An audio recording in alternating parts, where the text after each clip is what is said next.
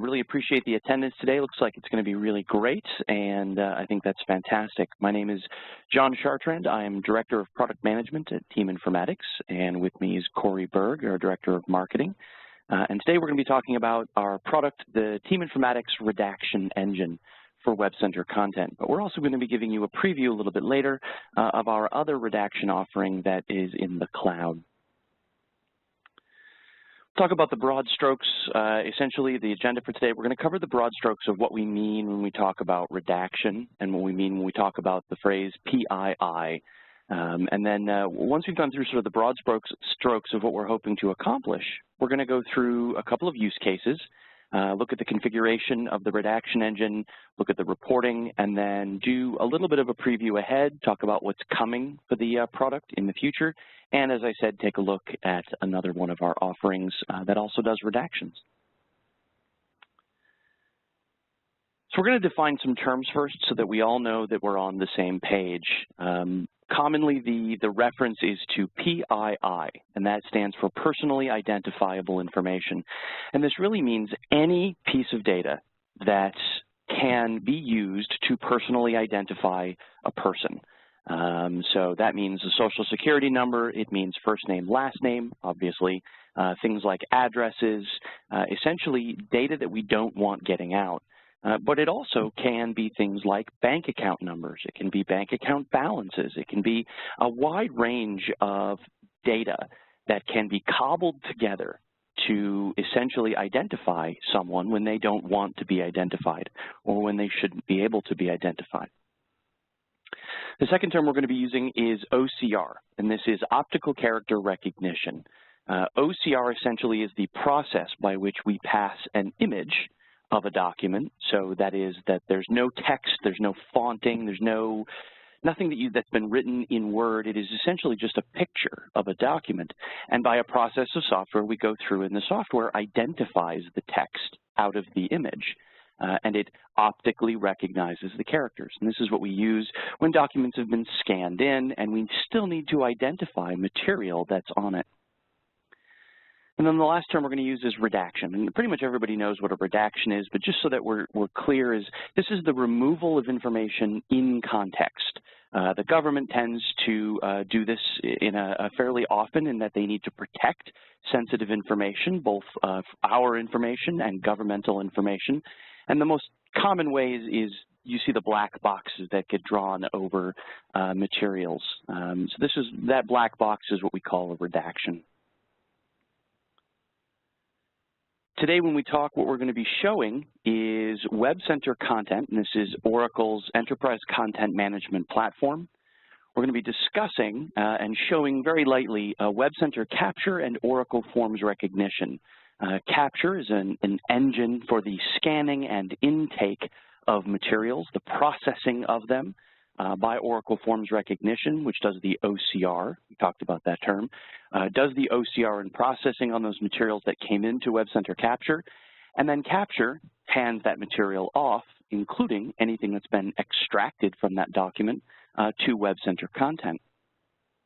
And the reason we're going to start out with a use case involving Capture is that it's very common, is that many institutions, many organizations, many corporations end up dealing with content that is coming in with paper still in this day and age.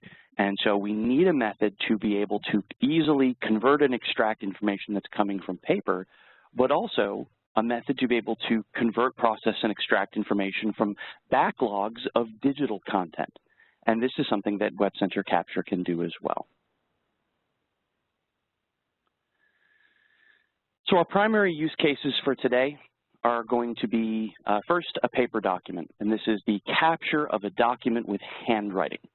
So the major problem with handwriting is that no matter how advanced we're getting, and we're starting to crack the code, but OCR software is just simply terrible at interpreting handwriting. It doesn't follow the rules and patterns and sizes that fonts do, and so it becomes very, very difficult for OCR software to identify it. And so this presents a unique challenge in our cases. So we're going to pass in the capture of a paper document with handwriting. We're going to process it with Oracle Forms Recognition, OFR. We're going to send that document to Webcenter Content with the information that's been extracted from it by OFR. And then we're going to redact the information that we have identified and extracted through that process.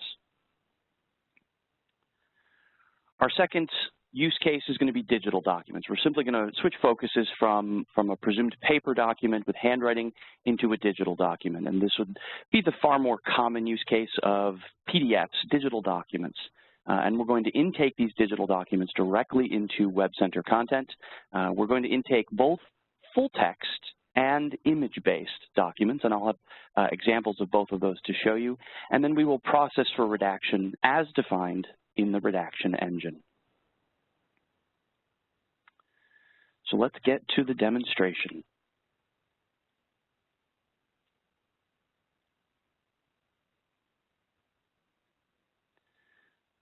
So the first thing that we're going to be doing is passing in this digital item. So we can see it here. This is simply a TIFF file, a TIF.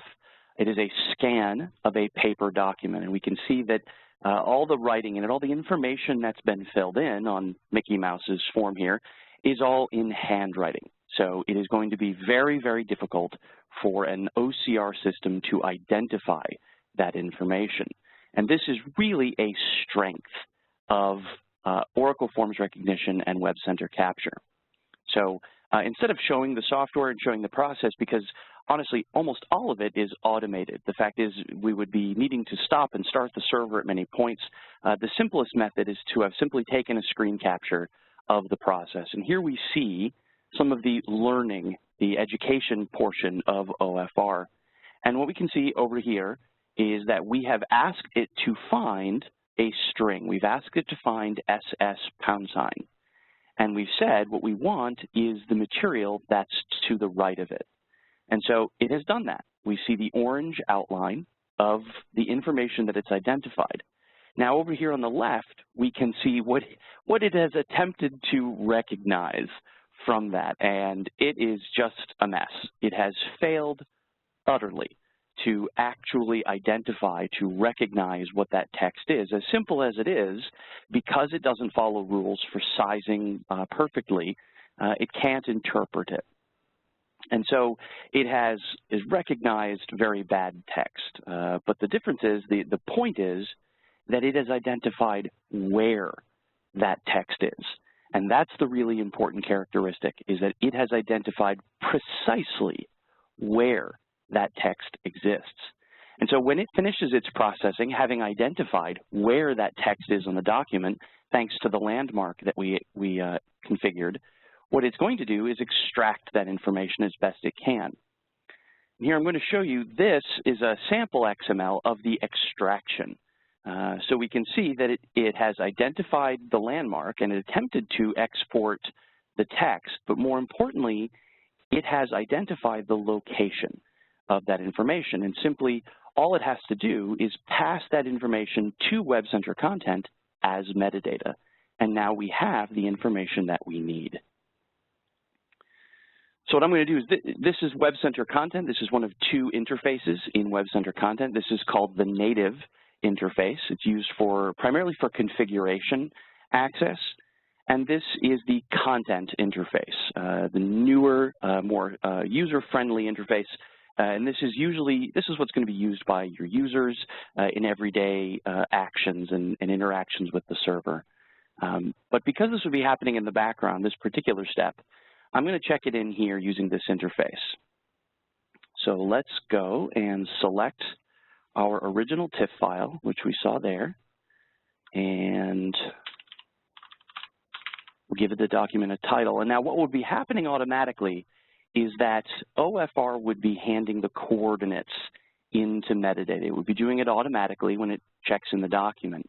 And so it's going to pass those coordinates that it discovered into Webcenter Content. And what we get is the document is checked in. And here on the information page, we can see that we've got a native file, but we also have a newly created redacted file. And it's currently in the process of generating a thumbnail of the native, but we already have access to the redacted. And if I click on it, we can see that perfect to the coordinates that were provided, we have created and burned in a redaction into this image. It's still a TIFF file. There is no data behind, no imagery behind that black box. It's perfectly burned in to the image. So using the identification that OFR provides, the location coordinates, we have been able to identify text that wasn't even readable, but we knew it was in an area where sensitive information would be. And so we know that we should be redacting whatever it is that's there. And so this is really the power and capability that comes when using Capture and OFR hand in hand with Webcenter Content and our Redaction Engine, is this ability to extract and identify.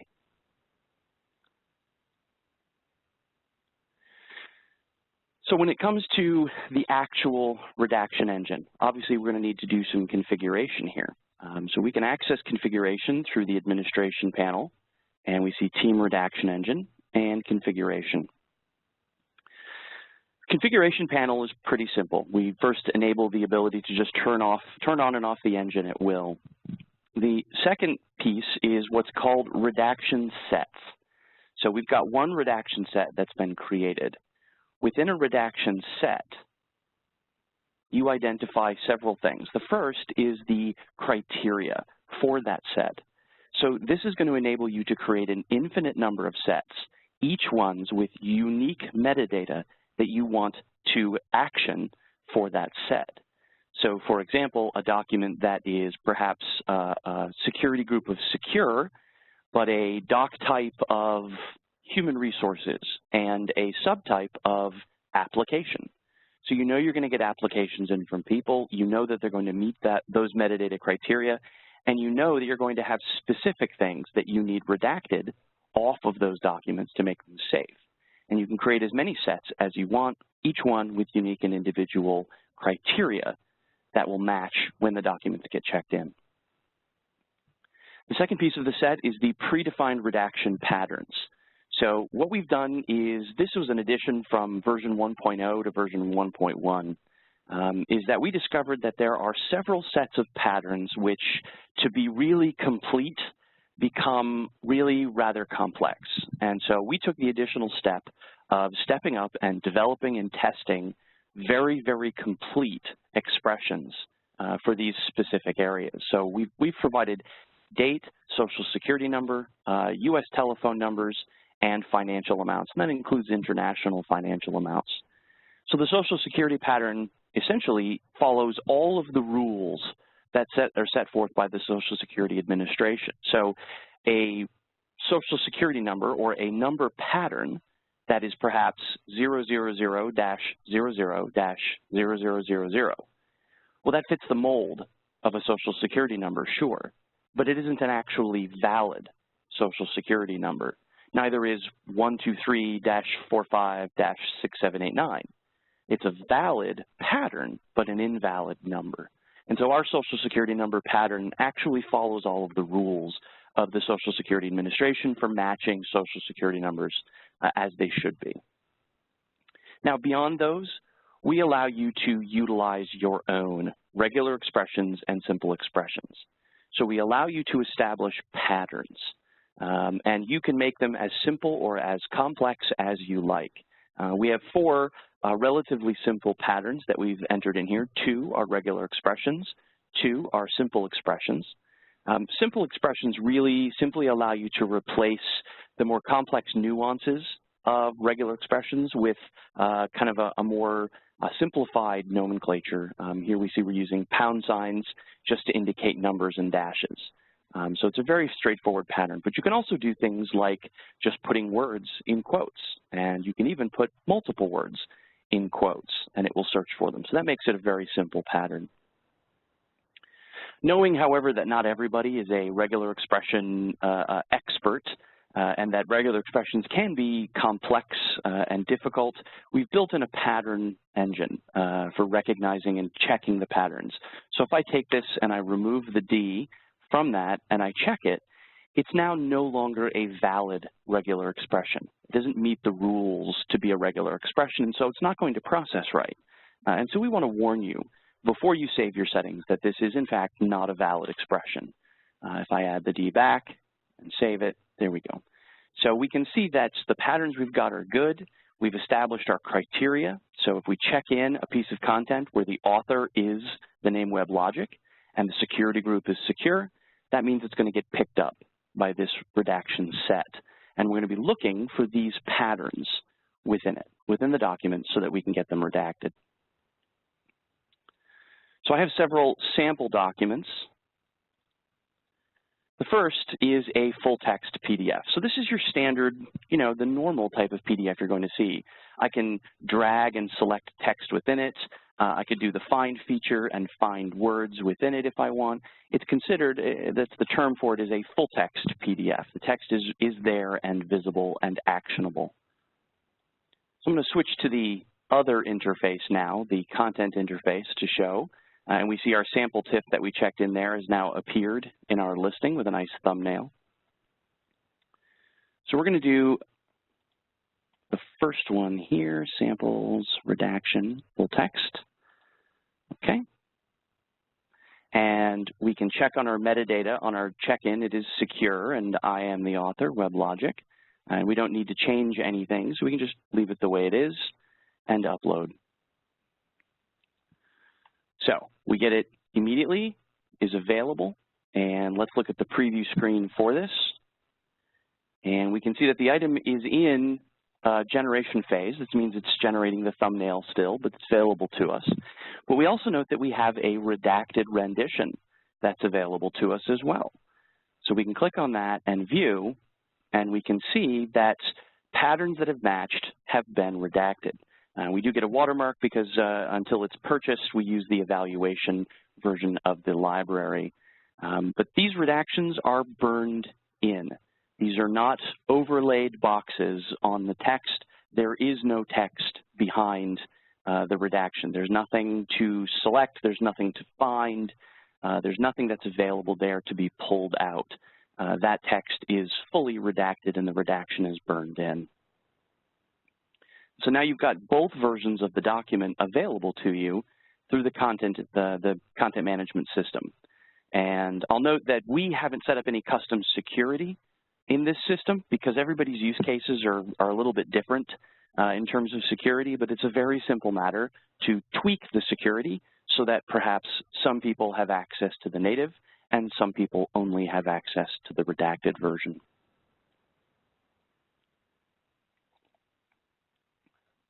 All right, let's take a look. And now our item is in the listing. Our second test is a scanned document, and this is what's called an image-based PDF. So I'm clicking and dragging, and there's no text. There's no text for me to select. There's nothing available for me to select or find. This is really just a document with a series of images embedded in it that make it look like a regular document. And this is a very common output of having been scanned. So we need to be able to process this as well. So I'll do the Redaction Engine again. I'll browse, find the scanned document. And now this time I'm simply going to indicate to the engine that yes, it's a scanned document and I'm going to upload it. So what's happening here is that the item is being uploaded to Webcenter Content, but then we're processing it with a separate engine. The beautiful part about the Redaction Engine is that it comes with two libraries. We use one library to process full text PDFs, and that is a library by a company called COPA. And we use a separate library to process image-based items. And this is a library called Tesseract OCR. Tesseract is now an open source library, but it was originally developed by HP and then has been shepherded by Google, and it is now a Google-sponsored project. We see the item has been entered into the system. It's been scanned. Again, we're in a generation phase, so it's generating the thumbnail for us at the moment, but we still have our redacted version available to us. And when we click on it and open, we see that the items that met the patterns here that we had established in our information set and our redaction set have in fact been redacted. So we can process both image-based and text-based documents without issue. Happens very quickly and very nicely. So this covers us for our simple use cases. We've got patterns of information that are coming in. We know that we're going to have those patterns come in, but what if we've got a document that we have several fields, and we know those fields are the same every time, but they aren't necessarily patterns that can be looked for. In the example that we showed earlier, let me go back to, so here we have a PDF, an image-based PDF of a form, and it's Jane Doe's form, and it is a digitally generated one, so we've got fonting on it, but in either way, we know where all of the information is going to be located every time. We know where it's going to be, but it isn't going to be pattern findable like people's names and things. So let's check that in. Sample one. But this time, instead of having it be actioned by the Redaction Engine, let's change one of the pieces of metadata so that it is in fact not processed by the Redaction Engine.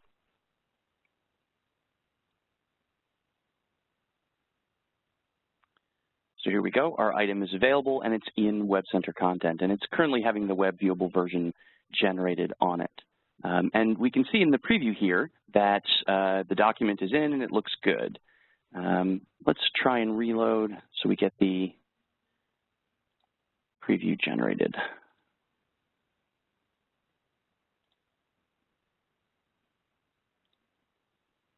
There it is. Okay. So one of the beautiful features about Webcenter Content 12c is the fact that we have both annotation and redaction capabilities directly within the interface called the Adf Viewer. And if my viewer will load appropriately.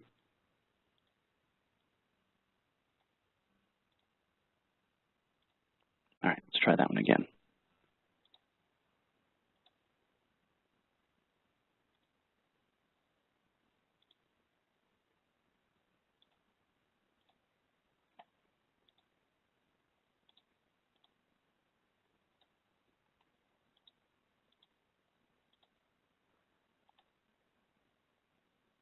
The beauty of live demos.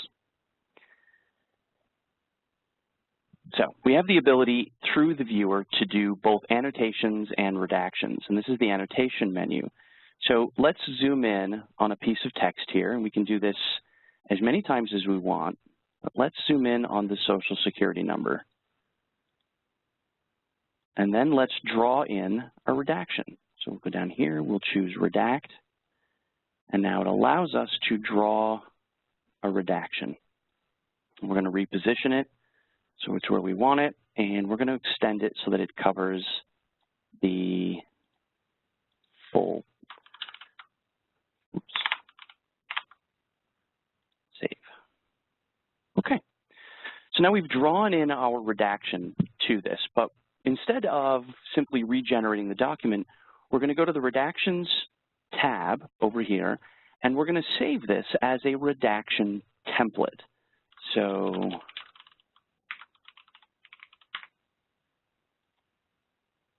template successfully saved. So we've now saved the coordinates of our redaction. The redaction that we made is page 1 at these specific locations. We've saved the coordinates of that redaction into a separate set. And what this enables us to do is, let's take a look at our sample folder again. I have a second sample here. This one is Anna Nother's form. So we had Jane Doe before, now we have Anna Nother, and she's filled it in. She's from Sheboygan, and we've got her Social Security number there. So we know where the locations of those materials are. Let's do a check-in. We'll find it.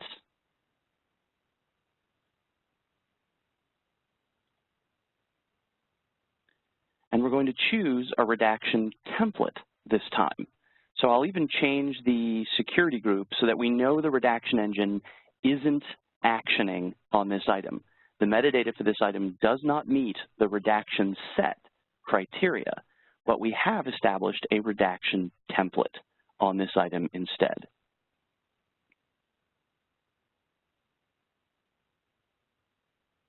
the item is uploaded. And again, even though it didn't meet the criteria for a redaction process or a redaction set, we still have a redacted version generated, and we can see that Anna's form has been redacted automatically. So this means we can create redaction sets for pretty much any common form that we know we're going to be putting in where the information is located, and we know the location of that information. So we don't even need to meet patterns. We just have to know where it is. And the redaction processing is very, very fast because we don't actually need to scan for text. We don't need to make sure there's something there. We just know that we have a field and it needs to have that information pulled from it.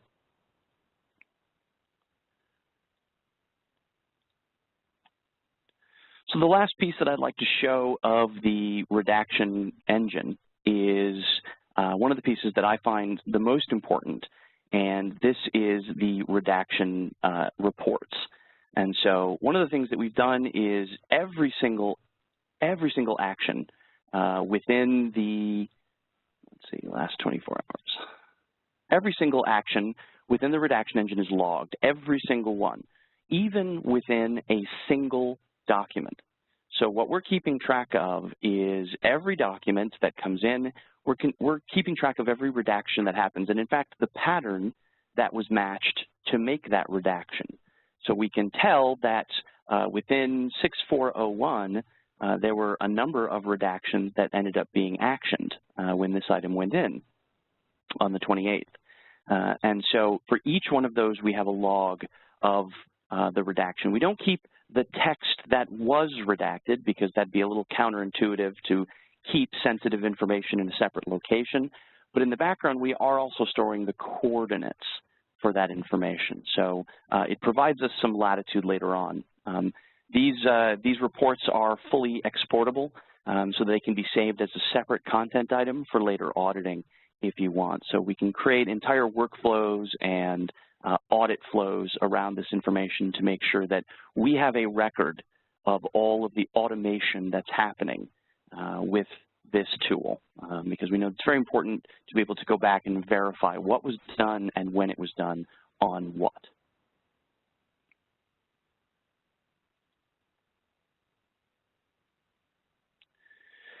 So looking ahead to our next version, this is version 1.1 that you're looking at now. In this version, we introduced Redaction Sets. We introduced Redaction Templates. We introduced the predefined redaction expressions, and we're moving forward in version 1.2. We're continuing to move based on the feedback that we're getting from clients and from Oracle. In the next version, you're going to be able to do manual redaction additions. So that is, have the engine process a document, view the redacted version in that Webcenter Viewer app that you saw me using earlier, and just like you saw me using earlier, adding in manually a redaction. So this would be a records administrator, perhaps, or an information officer, looking at the document, verifying what was done by the automated processes and saying, oh, wait, on that one document, it actually missed something. There was a mistype, and it didn't match the pattern, and so I need to draw in a redaction. And so we allow you to draw in using those redaction tools, but then the redaction is added using our engine, and it's recorded permanently. So when the next version of the document is checked in as well, it's applied if necessary. In that same vein, redaction removals. So you saw the audit page. We understand that, again, you're processing hundreds or even thousands or tens of thousands of documents. There's going to be a slight variation. And as much as we can lessen the burden of sensitive information identification and redaction off of the people, for the most part, still having that review eye is important. And there's going to be times when a redaction has happened and it shouldn't have. It didn't need to be done. And so we'll be crafting from the audit page the ability to manually remove individual redactions and say, I don't want this one to be redacted, please reprocess it. And so those two and a couple other features are coming. And that release is scheduled at this point for mid to late October. We're very excited about that one, and I think you can probably expect us to send out a very happy email when that does happen. The very last piece I want to talk about, I know we're running a little bit into our 30 minutes block, but I hope I can keep your attention for just a bit more. One of the things we're really focusing on at Team is this move by Oracle and by us into the cloud. These Oracle Cloud services are really just expanding like wildfire, and we're very, very impressed. We've actually begun using Oracle's Documents Cloud service ourselves internally for our document management purposes.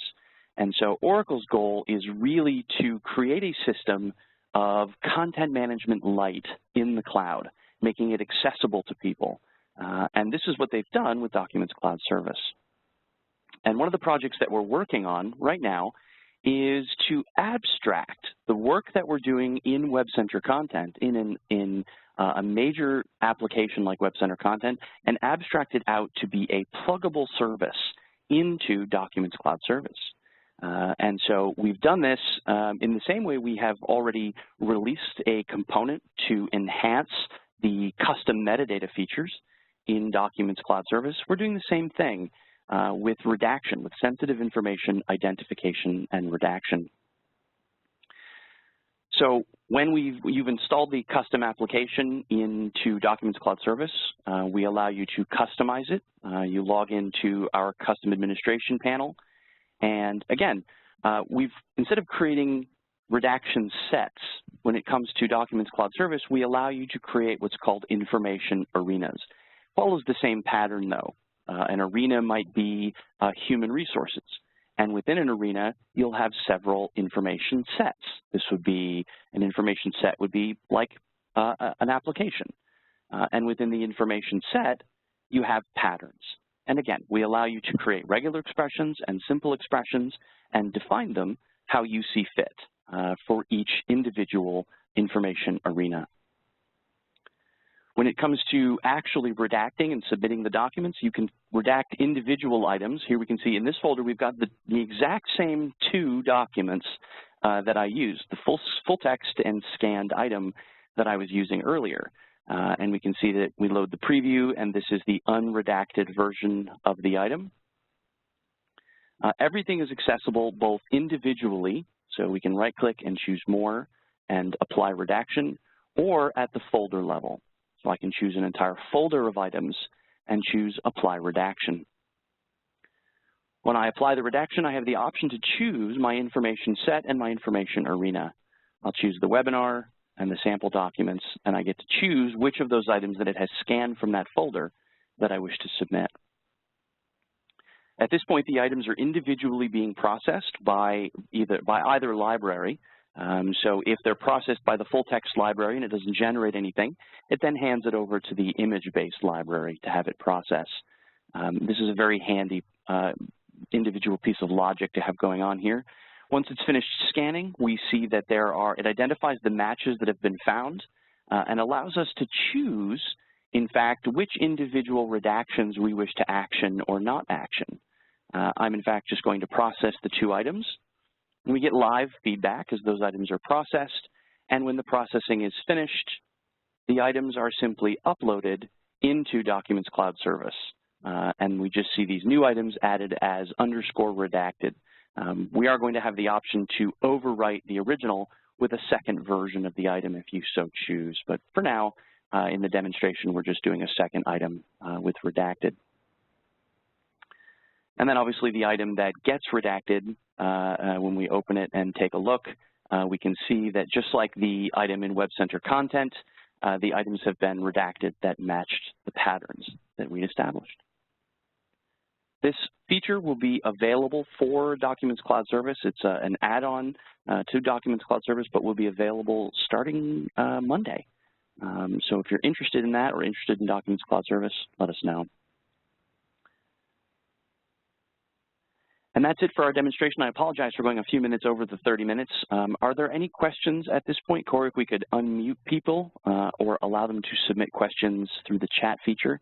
I'm happy to answer anything, but also feel free to email Corey or I, Corey Berg at teaminformatics.com, or just sales@teaminformatics.com. Any questions?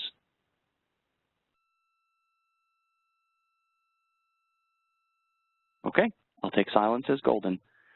Thank you very, very much for joining. I appreciate the great turnout we had today. And if you would like any other follow-up information, please give us a call or drop us an email. We'd be happy to discuss options and opportunities. Thank you.